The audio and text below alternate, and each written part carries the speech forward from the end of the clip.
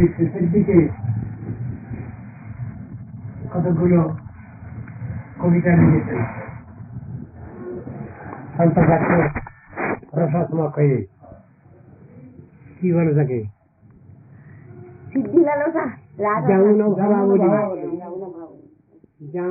ভাবাবলী যামুনাচার্যের লেখা। অলবন্দর স্তোত্র মানে যামুনাচার্যের লেখা স্তোত্র। কত 56টা বোধ হয়। 56টা স্তোত্র।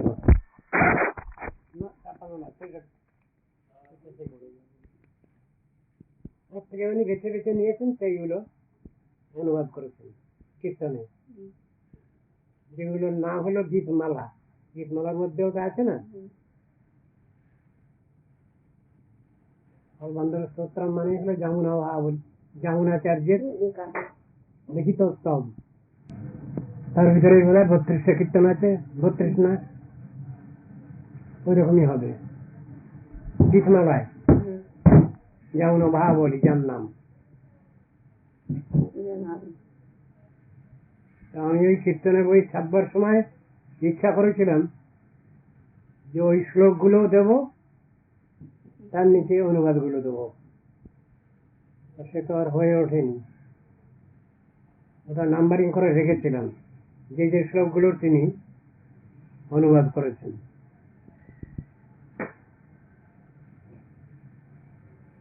সহস্রশো মায়া জন্মবদায়ী সোহং বিপাকাবসরে মুকুন্দ কর্ণামি সম্প্রত্য অগতিস্তবাগ্রে। এইরকম সব শ্লোক আছে, ওর অনুবাদ গুলো আছে। ননিন্দিতং কর্ম তদস্তি লোকে সহস্রশো জন্ম মায়াবধায়ী সোহং বিপাকাবসরে মুকুন্দ কর্ণামি সম্প্রত্য অগতিস্তবাগ্রে। এরকম সব শ্লোক গুলো তিনি বেছে বেছে নিয়েছেন, সেগুলো নিয়ে তার অনুবাদ করেছেন। কটা শ্লোক হবে? যেমন ভাবাবলী কটা শ্লোক হবে?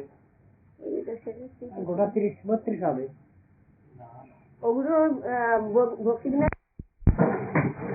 যখন যেখানে যেটা এসেছে সেরকম উপযোগী শ্লোক ব্যবহার করা হয়। কি আলোচনা হবে তাহলে উনি বেছে নিয়ে তার অনুবাদ করেছেন। তার নামে দিয়েছেন ওই যেমন ভাবাবলী। অনুবাদ খুব প্রাঞ্জল অনুবাদ।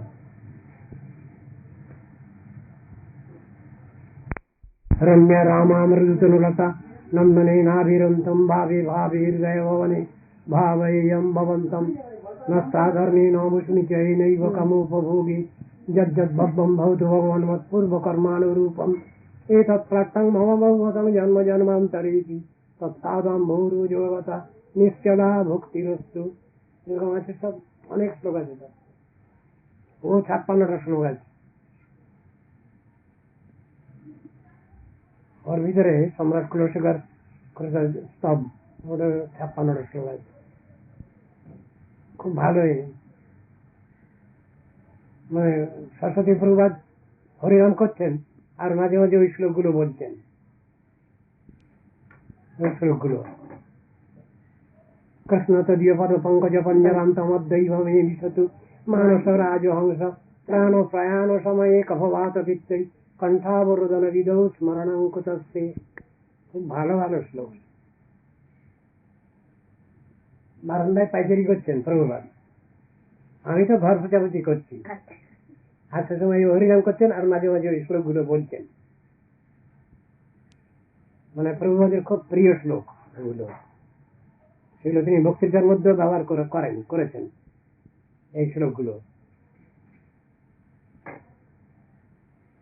অথচ উনি এই সম্প্রদায়েরই বলতে গেলে রামায়ণ সম্প্রদায়ের সাপোর্টার ছিলেন, কিন্তু কিভাবে ওর হয়েছে রাধাকৃষ্ণের এগুলো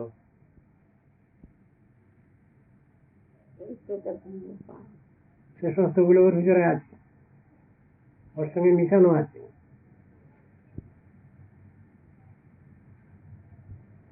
রাধাকৃষ্ণের এগুলো বলছেন। हे गोपालक हे कृपा जलनिधे हे सिंधु कन्यापते हे कंसघातक हे गजेन्द्र करुणा पारिण हे माधव हे रामानुज हे जगत्त्रय गुरु हे पुंडरीकाक्ष माम हे गोपीजननाथ पालय परम जनामी नत्संग বিনা। কৃষ্ণের কাছে কান্নাকাটি করছেন, রাজা লোক কিন্তু এতেই পাগল। সম্রাট কুলশেখর ধার্মিক রাজা, উনি নিজেও রচনা করেছেন, আরো আছে। আমরা গুরু মহারাজ রিসেন্টলি কলকাতা থেকে তার ভিতরে আছে এই গ্রন্থটাও আছে। কুলশেখর কৃত স্তোত্রম আছে। দক্ষিণ দেশে এগুলো চালু আছে খুব, সব ক্যাসেট করে করে বিক্রি হয়, এটা বিক্রি হয়। মধ্যাচার্যের দ্বাদশ স্তোত্রম এটাও ক্যাসেট করে বিক্রি হয় দক্ষিণ দেশে। দেবকী নন্দনানন্দ কুমার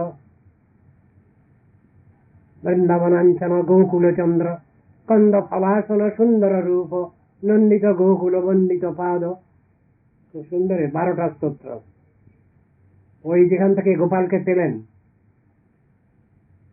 9 মণ ওজন উনি কাঁধে করে নিয়ে গেছেন, সমুদ্রের ধার থেকে পাজকা ক্ষেত্র নিয়ে গেছেন 8-10 মাইল কাঁধে করে নিয়ে গেছেন।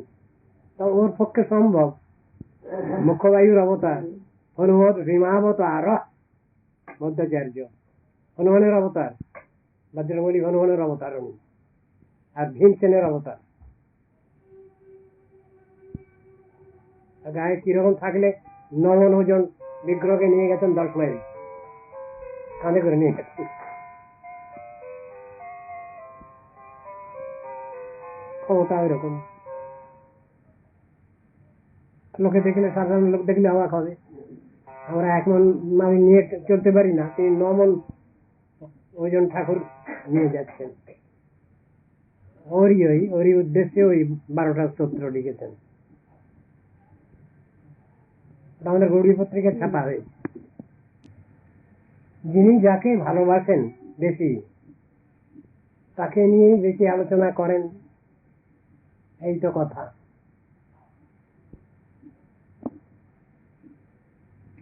আমার এখানে বৃন্দাবন থেকে 2 জন ব্রহ্মচারী এসেছেন।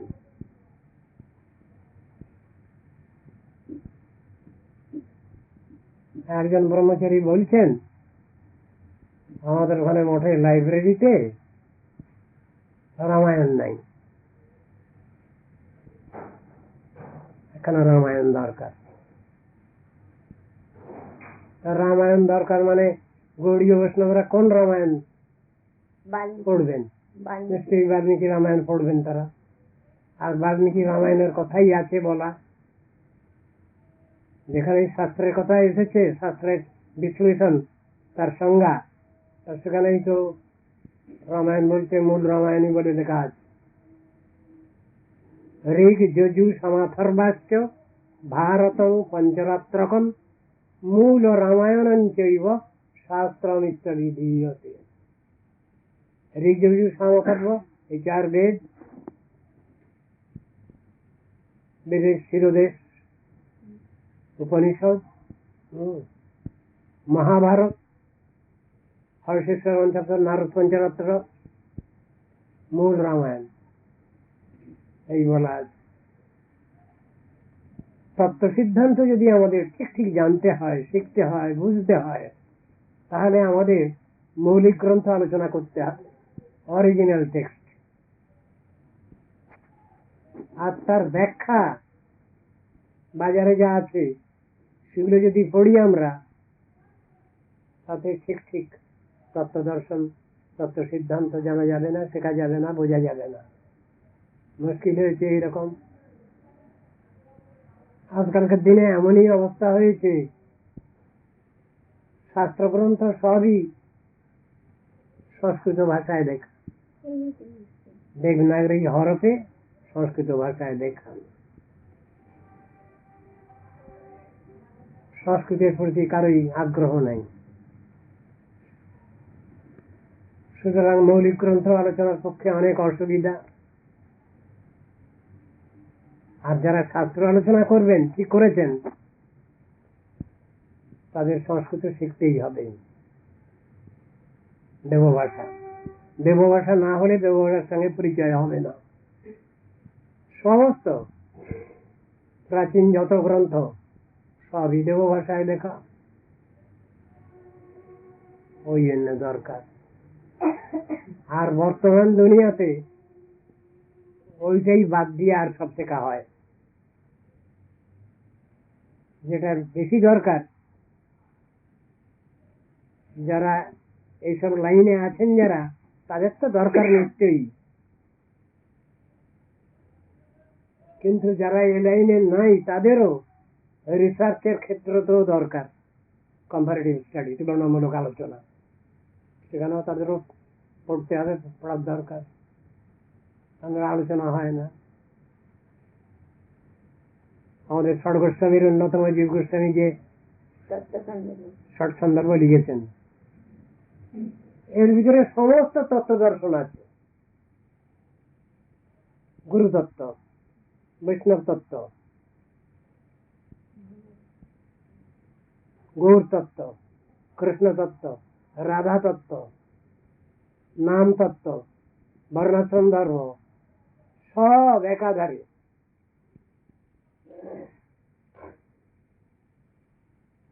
এগুলো আমাদের জানতে গেলে, বুঝতে গেলে একটু মৌলিক গ্রন্থ আলোচনা করার দরকার।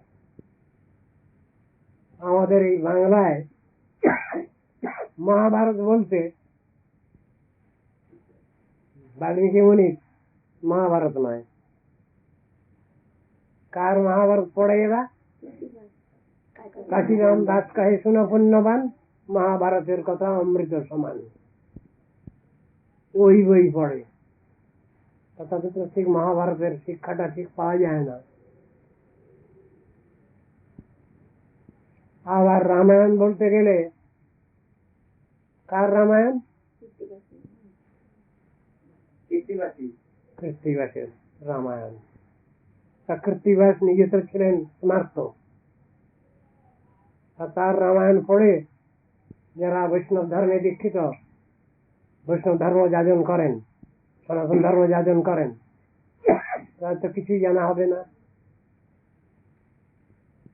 বহু আগে যখন গুরুদেব প্রচারে ছিলেন, সেই সময় গুরুদেব ছায়াচিত্রে বক্তৃতা করতেন।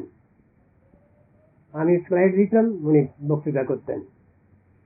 তার ভিতরে গৌর লীলা, কৃষ্ণলীলা, রামলীলা, এই সবটাই দেখাতে হতো, সে সম্বন্ধে বক্তৃতা করতে হতো, সাজিয়ে দেওয়া হয়েছিল। এখন সবটাই জানতে হবে। রামায়ণ সম্বন্ধে কিছু বলতে গেলে আগেই তার সম্বন্ধে আগে জানতে তো হবে কিছু, এবং সেটা ভালোভাবে বলতে হবে। তো সেখানে ওগুলো সব বের করে করে পড়তে হয়েছে। তো সেখানে দেখা যায় মূল রামায়ণের শ্লোকই বেশি ব্যবহার করা হয়েছে ওখানে।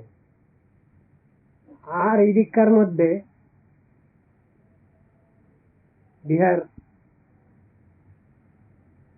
এবং ইউপি অঞ্চলে, এসব অঞ্চলে ওই এর রামায়ণটা, তুলসী মহাত্মা তুলসীদাসের রামায়ণ, যার নাম হলো রামচরিত মানস, এইটা বেশি ব্যবহার হয়। কিন্তু বর্ণনা তো করতে হবে, রামলীলা সম্বন্ধে বক্তৃতা করতে হবে, এখন তো বর্ণনা করতে হবে। তো আমাদের যে জেনারেল বন্দনা আছে সে তো আছেই, এখন রামচন্দ্র সম্বন্ধে বক্তৃতা হবে, তো রামচন্দ্রের বিশেষিত বর্ণনা করতে হবে। সেই সময় শিখতে হয়েছে রামচন্দ্রের সম্বন্ধে বলা আছে। কি বলা আছে? ওর প্রণাম। আবার রাম লক্ষণ সীতা একসঙ্গে বলা আছে। হনুমানজি বসে আছেন হাত জোড় করে। দক্ষিণে লক্ষ্মণ ধন্যী, বামত জানকী শুভা, পুরত মারুতির জ্যেষ্ঠ, তং নমামি রঘুত্তমম। তো ওগুলো আছে। রাম রামেতি রামেতি রমে রামে মনোরমে, সহস্র নাম বিস্তীর্ণং রাম নাম বরাননে। এই নাম তত্ত্ব ব্যাখ্যার সময় লাগবে এগুলো, কিন্তু এদিককার প্রণামের বেলায় অন্যরকম আছে। কুজন্তং রাম রামেতি মধুরং মধুরাক্ষরম, আরূঢ় কবিতা শাখং বন্দে বাল্মীকি কোকিলম। এই বাল্মীকি মণির প্রণাম মন্ত্র।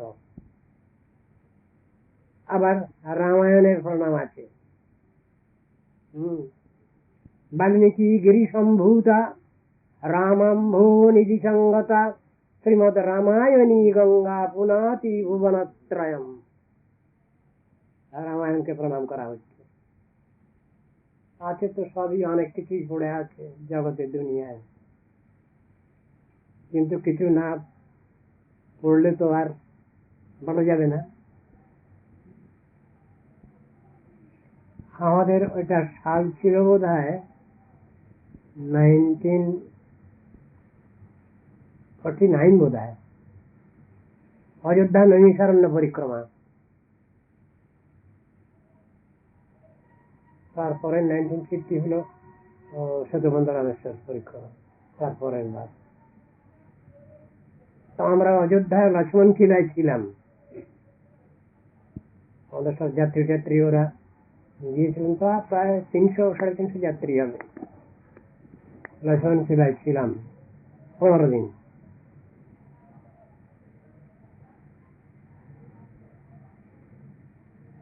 বহু লোক থাকবার জায়গা, বিরাট মন্দিরের সঙ্গেই সব থাকবার, সব সেবাখণ্ড থাকবার সব এতে আছে। তুমি তখন যাওনি বোধ হয়, আমার মা গিয়েছিলেন, কার্গিলে গিয়েছিল লক্ষ্মণ কিলা। ওখানে লক্ষ্মণ কিলার উপরেই আছেন একজন এই গুরু, নাম হলো শিয়ামোহন সারঞ্জি। আমরা যখন আগে যেতে গিয়েছিলাম সার্ভে করতে, প্রিলিমিনারি সার্ভে করতে গিয়েছিলাম আগে, গুরুদেব আর আমি। সেই সময় গুরু মহারাজ ওই মহন্ত মহারাজের সঙ্গে অনেক আলাপ করেছিলেন। শ্রীরামচন্দ্রের টিকি রস,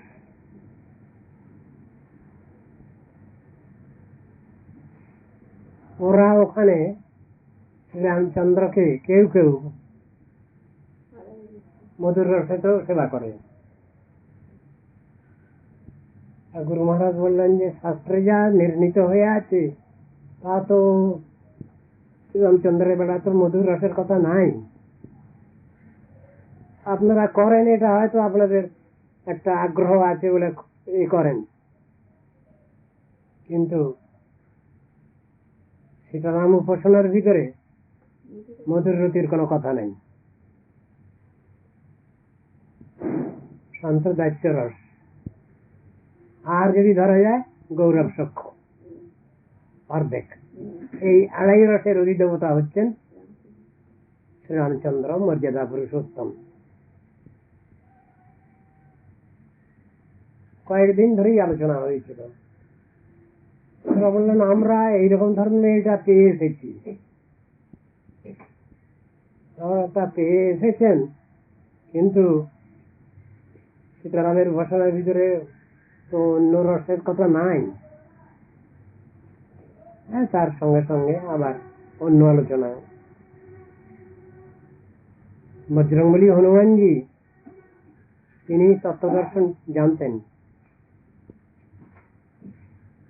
তিনি শ্রীরামচন্দ্রের ভক্ত, একান্ত অনুগত, কিন্তু তত্ত্বদর্শনটা তার জানা ছিল। কথাটা ওই জন্যে এসেছে, শ্রীনাথে জানকী নাথে চার হেদে পরমাত্মনি তথাপি মম সর্বস্ব রাম কমলালোচন। বজরংবলী হনুমানজি বলছেন, আমি কৃষ্ণকেও জানি আর শ্রীরামচন্দ্রকেও জানি, তাহলেও আমি ওইখানেই মাথা দিয়েছি। তত্ত্বদর্শনটা বলছেন, যেমন মুরারিগুপ্ত যেমন বলেছেন। আবার আমাদের শাস্ত্রতেও রয়েছে, শ্লোকটা বোধ হয় আছে রূপ গোস্বামীর যে তত্ত্ব সিদ্ধান্ত গ্রন্থ, ভক্তির সমৃদ্ধ সিন্ধুর মধ্যে পাওয়া যাবে। সিদ্ধান্ত তত্ত্বভেদেতি শ্রীশ কৃষ্ণ স্বরূপায় রসেন উৎকৃষ্টতে কৃষ্ণ রূপবেশা রসস্থিতি। তত্ত্ব সিদ্ধান্তের ভিতরে লক্ষ্মীনারায়ণ, আর এদিকে রাধাকৃষ্ণ। তত্ত্ব দর্শনটা একই, কিন্তু রসেন উৎকৃষ্টতে কৃষ্ণ, কৃষ্ণ কৃষ্ণ তত্ত্ব রসগত বিচারে উন্নত। সে কথাটা বলা আছে। এখন যেহেতু শ্রীরামচন্দ্রের ভিতরে আড়াই রস আছে, সেই জন্যে তাকে অবহেলা করার কথা নেই, অবজ্ঞা করার কথা নেই।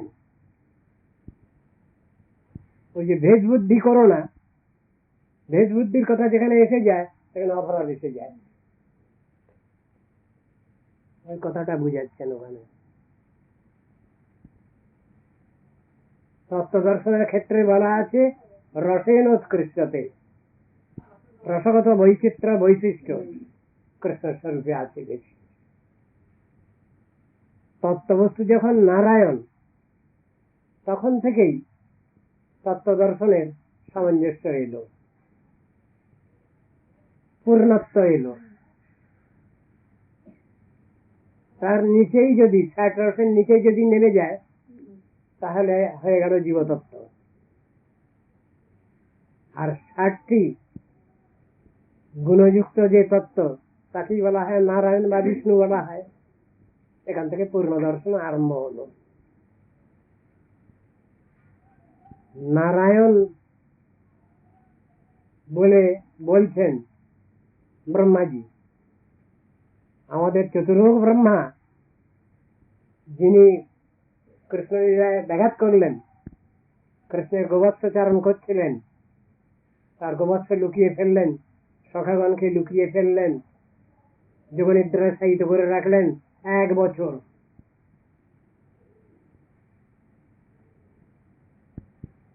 তা কৃষ্ণ কি খালি হাতে ফিরে যাবেন?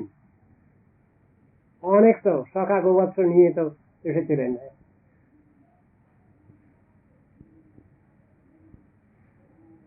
বুঝতে পারেননি, আমাদের চতুর্মুখ ব্রহ্মা বুঝতে পারেননি। 1 বছর পরে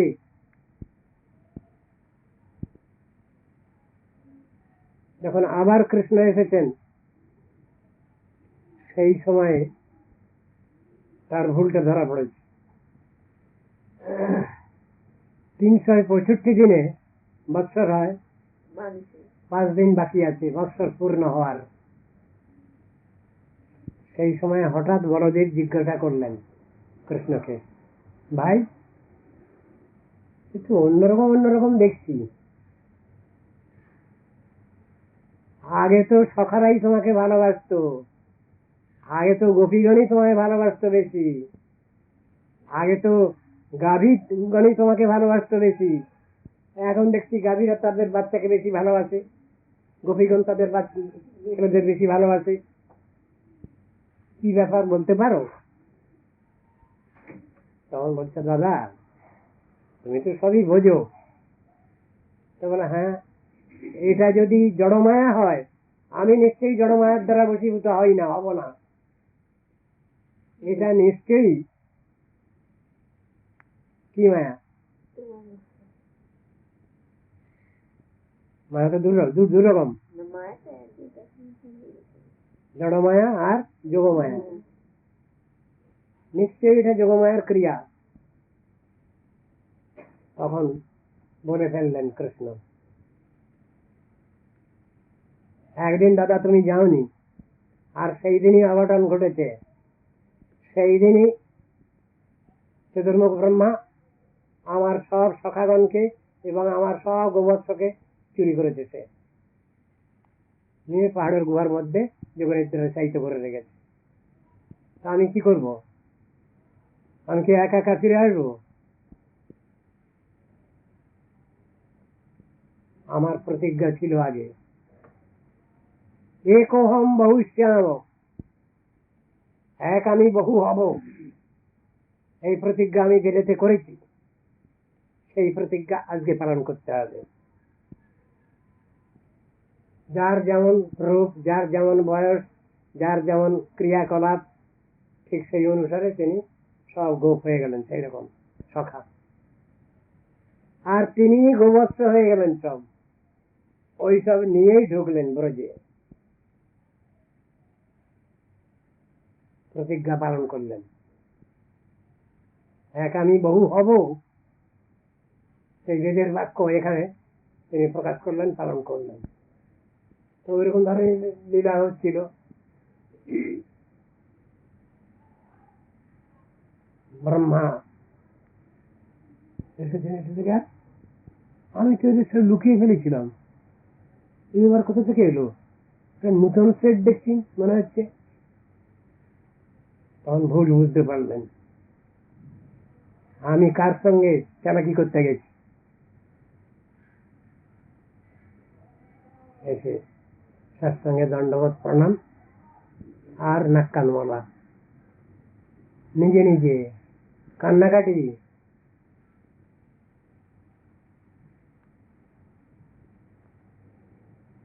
বললেন, তুমি কি আমার উপাস্য নারায়ণ নহ? তুমি তো তারও উপরওয়ালা। নারায়ণস্তং নাহি সর্বদেহিনাম আত্মাচ্চ দিশা অখিল লোক সাক্ষী। বলছেন, ক্ষমা চাইছেন, এখানেও একবার ক্ষমা চেয়েছেন, আরো একবার ক্ষমা চেয়েছেন। যেখানে ভগবানকে দর্শন করতে গিয়েছিলেন ব্রহ্মা, চতুর্মুখ ব্রহ্মা, সেখানেও তার অহংকার ছিল, আমি একমাত্র ব্রহ্মা। সেখানেও ভগবান দেখিয়ে দিলেন, তুমি ব্রহ্মা নও, অনেক ব্রহ্মা আছেন, তোমার ব্রহ্মাণ্ড অনেক ছোট ছোট, মাত্র 14টা ব্রহ্মাণ্ড নিয়ে তুমি ইয়ে করো, ডিল করো। তাই 4 মুখ তোমাকে দেওয়া হয়েছে। আর এমন এমন ব্রহ্মা আছেন, 10 মাথা, 20 মাথা, 25 মাথা, 50 মাথা, 100 মাথা, 500 মাথা। বলেন কি? এখন এইসব জিনিসগুলো তো আমরা জানি না, আমরা সাধারণ মানুষ জানি না। আমাদের সকলেরই জানা আছে, এক ব্রহ্মা, এক শিব ঠাকুর, এক ইন্দ্র, চন্দ্র, বায়ু, বরুণ, সব একজন একজন, এই তো জানা আছে আমাদের। কিন্তু ব্যাপারটা তো তা নয়। অনন্ত কোটি বিশ্ব ব্রহ্মাণ্ড, আর তার সেই রকম ধরনের অফিসার সব। তার মধ্যে আমাদের এই চতুর্দশ ব্রহ্মাণ্ডের যে মালিক, দেখাশোনা করেন, দেখভাল যিনি করেন, তিনি হচ্ছেন 4 মাথা ওয়ালা ব্রহ্মা। 4 মাথা মানে কি হয়? পূর্ণ জ্ঞান সম্পন্ন। ভগবান তাকে পূর্ণ জ্ঞান সম্পন্ন করেছেন, বৈদিক জ্ঞান তাকে অর্পণ করেছেন, সেই রকম উপদেশ করেছেন, সেই শিক্ষায় শিক্ষিত তিনি, সেই দীক্ষায় দীক্ষিত তিনি, সেই চিন্তা ভাবনা তার মধ্যে আছে, সেই ব্রহ্মবিদ্যা। এখানেও ব্যক্তিরও আবার ভুল বোঝাবুঝি হয়, ভুল বোঝাবুঝি হয় না। শাস্ত্রীয় আইন অনুসারে ভুল বোঝাবুঝি হয় না, হওয়ার কথা নয়, কিন্তু ভগবান তো লীলাপরায়ণ, তিনি তো সবসময় সেই হিসাবে তারা সব জেনে শুনেও না জানার ভান করে ফেলেন। আমি জেনে গেছি, বুঝে গেছি, এটা যখনই অভিমান অহংকার এলো তখনই খারাপ কথা। কিন্তু তারা তো আমাদের উপরওয়ালা গুরুবর্গ। আমাদের সম্প্রদায় হলো ব্রহ্ম সম্প্রদায়, তা ব্রহ্ম সম্প্রদায়ের আচার্য হচ্ছেন ব্রহ্মা। তো তিনি কিছু উল্টোপাল্টা করবেন এমন কথা তো না, কিন্তু তত্ত্ব দর্শন জগৎকে শিক্ষা দিতে হবে। সেটা নিজের লোক না হলে হবে না, অন্য লোককে দিয়ে করাতে গেলেই সে পার্ট প্লে করতে পারবে না, ভুল করে ফেলবে, তত্ত্ব দর্শনে ভুল করে ফেলবে। সেই জন্য নিজের লোককে দিয়েই পার্ট প্লে করেন তিনি। জগতের লোক বুঝতে পারে না, তাদের ভুল হয় না, তাদের ভুল করিয়ে দেন, তাহলে শিক্ষা দেওয়া যাবে না। তো বদ্ধ জগৎ দুনিয়াকে শিক্ষা দেওয়া যাবে না, সেই জন্য তিনি ইচ্ছা করেই ভুল করিয়ে দেন, তাহলে লীলা হবে না। এটা তার খেলা। শাস্ত্রের বলা হয় কি ভগবান লীলা। জগতের সুবিধাবাদী দুনিয়া যারা বদ্ধজীব, যারা জড়বদ্ধ জীব, তারা ভগবানের সমান সমান হতে চায়। ভুল কথা, কখনই হয় না, কখনই হবে না, কিন্তু তাদের এই অহংকার অহমিকা আছে। অনেকে বলেই ফেলেন কৃষ্ণের বেলায় লীলা খেলা যত দোষ মানুষের বেলা। সত্যি কৃষ্ণের বেলায় লীলা খেলা, আর মানুষের বেলায় তা নয়, সোজা কথা। তাহলে কি করা হবে? ভগবানের সঙ্গে সমান সমান অঙ্ক করছে এই দুনিয়ার জড়বদ্ধ জীব, কখনোই তো সম্ভব নয়। সূক্ষ্ম ভাব প্রাপ্ত কোন ব্যক্তি যদি থাকেন, তিনি সেরকম অঙ্ক করতে পারেন। ভগবানের সখারা যেমন অঙ্ক কষেছেন। কিভাবে? দামাগ্নি পানের সময় দেখা গেছে ভান্ডির বনে গেছেন গোচারণে। কৃষ্ণের গোচারণের মধ্যে শুধু গাভী গোবৎস ছিল না, আরো কি ছিল? বকরিনা ছিল, আর কি ছিল? অজা গাবো মহিষ্য নির্বিসন্ত বনাত বনম। এক বন থেকে আরেক বনে চলে যাচ্ছে। ভান্ডির বনে প্রথমে গেছেন, সেইখানে গিয়েই খাওয়া দাওয়া করেছেন, পুলিন ভোজন হয়েছে সেখানে। তারপরে খেলাধুলা আরম্ভ হয়েছে, দুই দলে খেলা, কৃষ্ণের এক দল আর বলদেবের এক দল। এই দুই দলে খেলা হয়, যে হেরে যাবে অপর দলকে কাঁধে নিয়ে বেড়াতে হবে তাকে। এই হলো সাজা। এইসব করছিলেন এইদিকে, আর গাভী গোবৎস সব কোথায় চলে গেছে। খেয়াল যখন হয়েছে তখন অনেক সময় চলে গেছে। অন্য সময় হলে সখারা কৃষ্ণ বলদেবকেই বলতেন, তোমরা নিয়েছো, দায়িত্ব আছে। কিন্তু এই দিনেতে কৃষ্ণ বলদেবকে কিছু বলেনি, তারা নিজেরাই বাহাদুরি করে খুঁজতে বেরিয়ে গেল।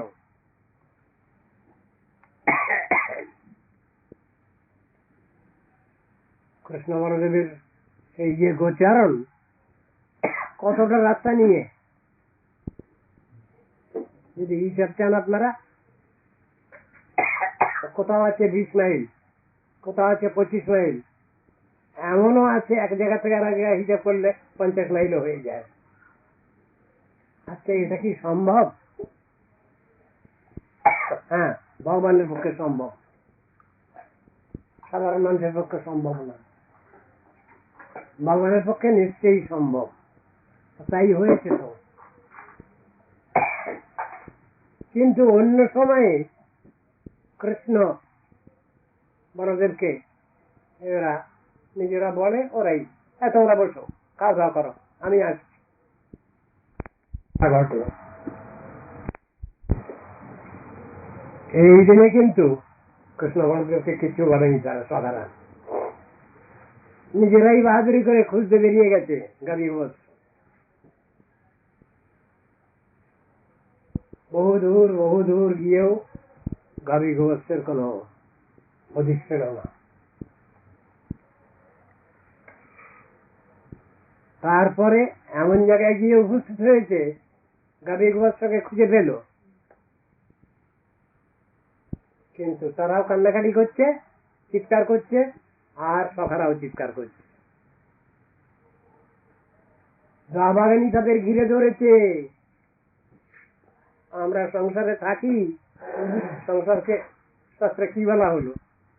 সংসার দাবাগিনী।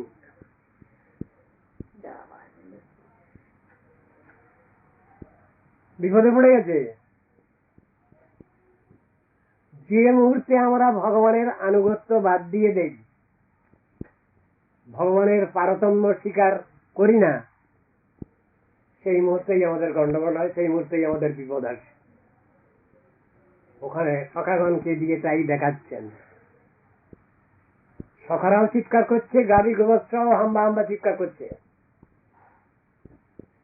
চারিদিকে।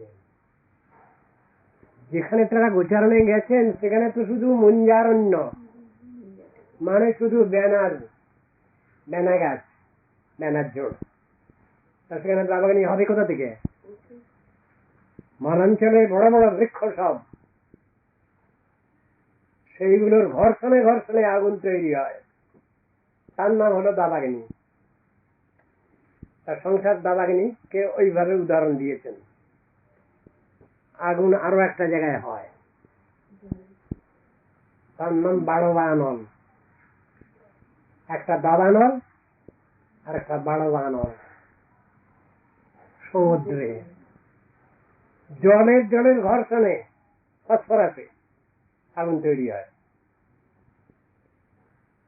অনেকের হয়তো জানা আছে, অনেকের হয়তো জানা নেই। সেখানেও আগুন তৈরি হয়। সমুদ্রের মধ্যে এমন জন্তু জানোয়ার আছে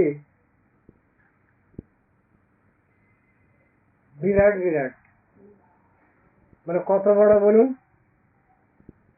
এক এক পারলং হবে, এক এক পারলং এত বড় বড় জন্তু জানোয়ার আছে বলে। হ্যাঁ, চিনি মাছ আছে, চিনি মাছকে গিলে খায় এমন মাছ আছে।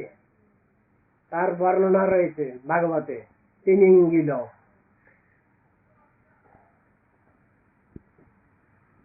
জাহাজ যাচ্ছে, তারপরে অ্যাঙ্কর করে দেয়, আর যেই সেটা ডুবছে তখন জাহাজ সূর্য ডুবছে, এমন হয়ে যায়।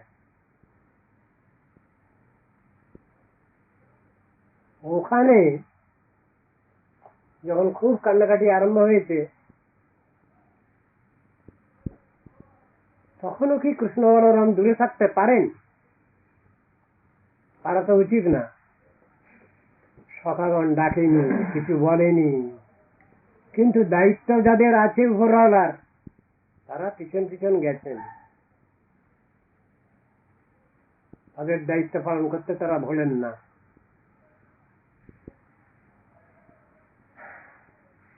গিয়ে কৃষ্ণ তার নিজের গাভীর নাম ধরে ধরে ডাকছেন, চামলি ধবলি করছেন সব। আগুন তো চারিদিকে ঘিরে ধরেছে, তাদের সকলকে আটকে দিয়েছে। এগুলো একটা ওষুধ, দাবাগ্নি একটা ওষুধ।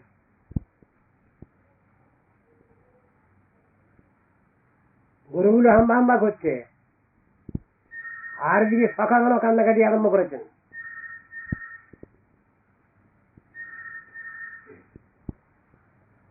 কোনো ব্যবস্থা নিচ্ছেন না কৃষ্ণ, কোনো ব্যবস্থা না। সকালবেলা কান্নাকাটি করে বলছে, আমাদের রক্ষা করো, হে রামামোঘ বিক্রম দাবাগ্নিনা দজ্জমানান প্রপন্নানাং কি ত্রাতুম অরহত, আমাদের রক্ষা করা তোমার উচিত। চুপ, কিছুতে এগিয়ে আসছেন না। অনেক পরে কৃষ্ণ এগিয়ে গেছেন। যখন তারা বলছে, আমরা কি তোমাদের পরে কোনো অন্যায় করেছি, আমরা কি কিছু ভুল করেছি? হ্যাঁ, ভুল তো নিশ্চয়ই করেছ। উপরওয়ালা সুপ্রিম অথরিটিকে অস্বীকার করেছ, সর্বক্ষণের জন্য না হলেও সাময়িক ভাবেও।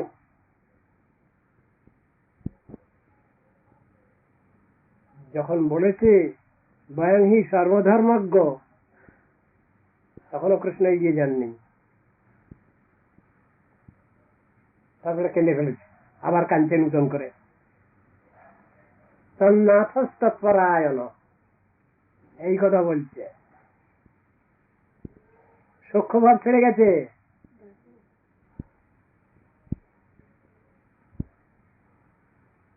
ভাবটা কি এসছে? আত্মসমর্পণের ভাব, পূর্ণ আত্মসমর্পণের ভাব এসছে। তব পাদ পদ্মনাথ রক্ষী রে আমারে, আর রক্ষা কর্তা নাই এ ভব সংসারে। এই ভাব এসে গেছে। তখন কি কৃষ্ণ আর থাকতে পারেন? কাছে চলে গেছেন, বললেন, আমি যা বলছি তাই করো তোমরা। কি হবে? বাইরে থাক। কি বলছেন তিনি? তোমরা সব চোখ বুঝো। সকলকে চোখ বুঝতে বলছেন। সখাদের কি করবে এখন?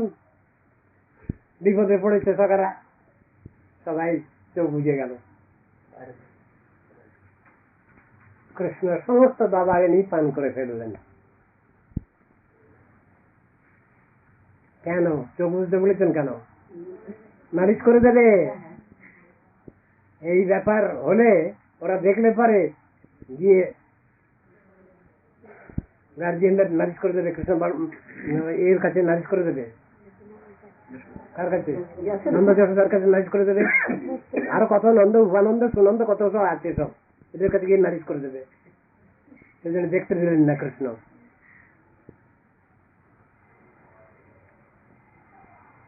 এবার চোখ খোলো, কাজ হয়ে গেছে।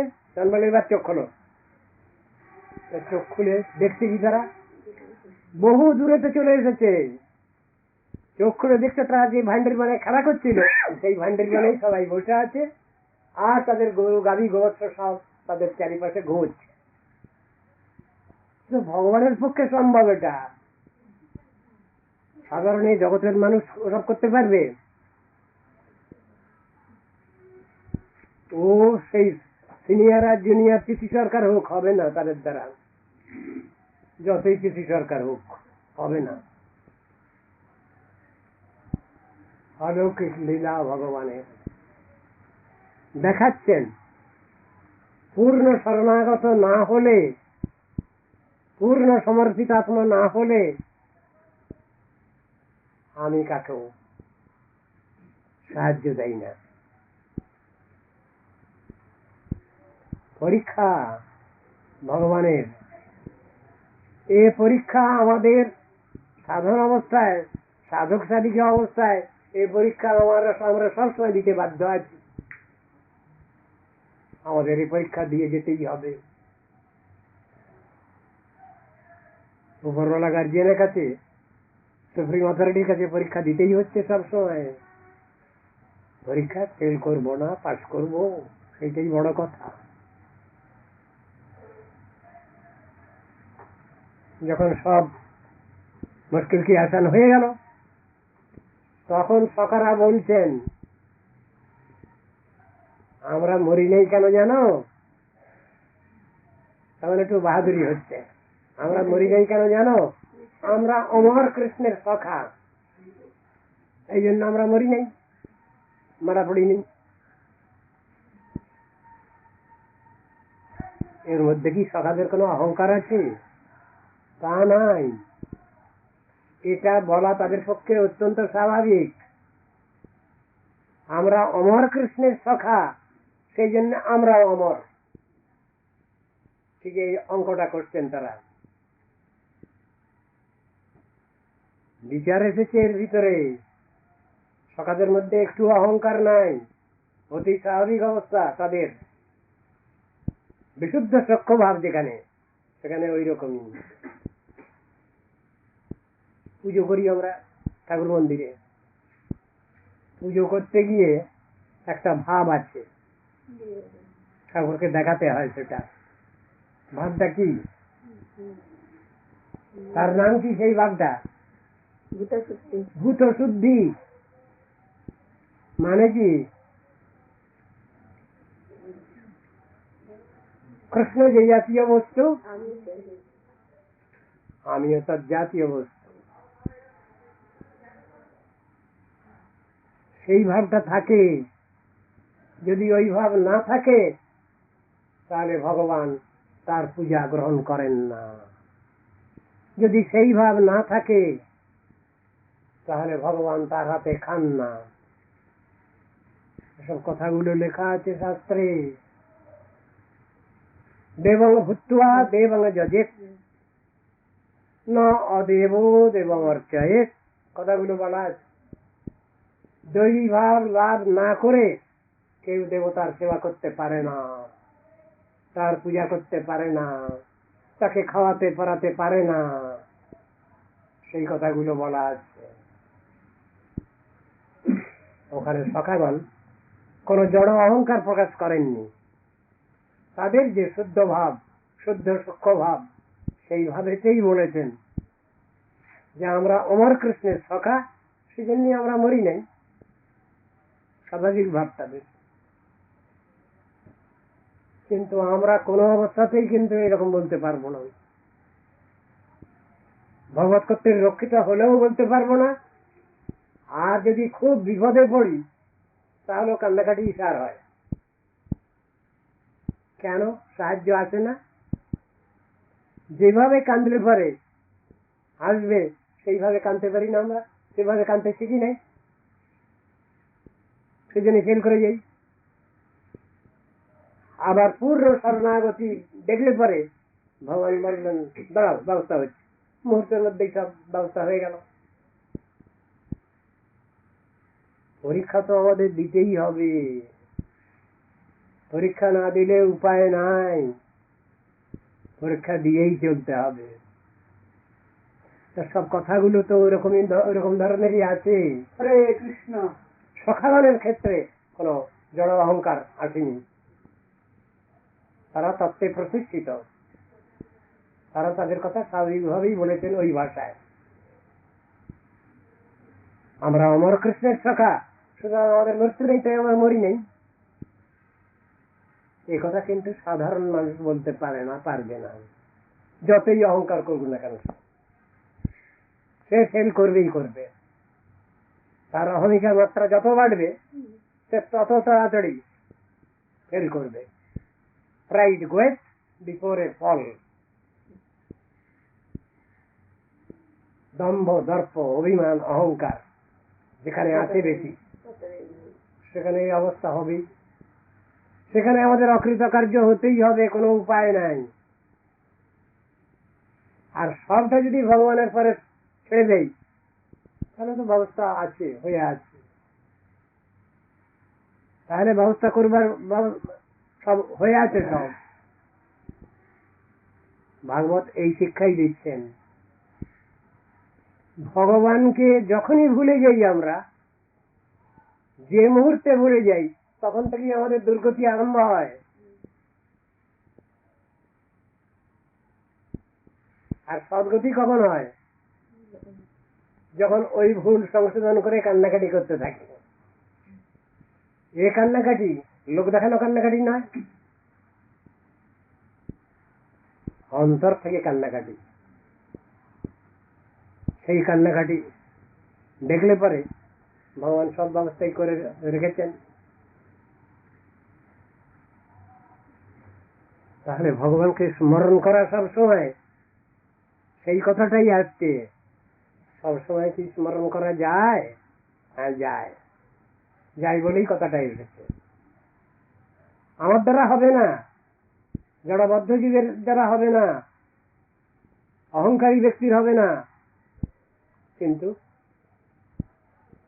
পদার্থিত জীব, পূর্ণ শরণাগত জীব, সমর্পিতাত্ম জীব, তাদের পক্ষে সবসময় হয়ে আছে। তত্ত্ব বিচার, তত্ত্ব দর্শনটা হলো এই। সুতরাং আমাদের এমন ভাবে সেবা করতে হবে যাতে ভগবান খুশি হন, সন্তুষ্ট হন। এর ভিতরে আমাদের কোনো ভাগ রাখলে হবে না। আগে ভাগে ভাগ রাখলেই ঠাকুর আর খেলেন না। খুব ভালো ভালো মিঠাই ভান্ডা, যদি লোভ হয়ে গেল, তাহলে ঠাকুরের ভোগ হলো না, সর্বনাশ। খুব লোভী লোক যদি রান্না করে, ঠাকুরের ভোগ হয় না। কতগুলো পশু পাখি আছে, সেগুলো খাবার টাবার ভালো দেখলেই জিভ দিয়ে জল পড়ে তাদের। তো তাদের কেন, মানুষেরই পড়ে। কাক যদি দেখে, ঠাকুরের ভোগে লাগে না। বিড়াল যদি দেখে, ঠাকুরের ভোগ লাগে না। কুত্তা যদি দেখে, ঠাকুরের ভোগে লাগবে না। সেগুলো বলা আছে, ওগুলো সেবাপরাধের মধ্যে পড়ে। অনেক গৃহস্থ কুত্তা পোষেন, হয়তো ঘরে কুত্তা আছে, কিন্তু ঠাকুরের ভোগের সময় ওরা দেখবে না। নিয়ম আছে, অপরাধ এগুলো, সেবাপরাধের মধ্যে আছে এগুলো। এক ভক্ত একটা ডাব ভোগ দিচ্ছিলেন ঠাকুরকে, দেওয়ালেতে হাত স্পর্শ হয়ে গেছে, ফেলে দাও, আর লাগবে না। দেওয়ালেতে হাতটা লেগে গেছে খানিকটা, যিনি ভোগ দেবে তিনি বললেন ওটা ফেলে দাও, লাগবে না। অর্চন মার্গ তো এইরকম, তাহলে ওটাও তো দেখতে হবে। হরে কৃষ্ণ। সব জিনিসটাই আমাদের বুঝতে হবে। ভগবান যদি আমার অনুষ্ঠানকে সেবা বলে মেনে নেন, তাহলে আর কোনো কথা নেই।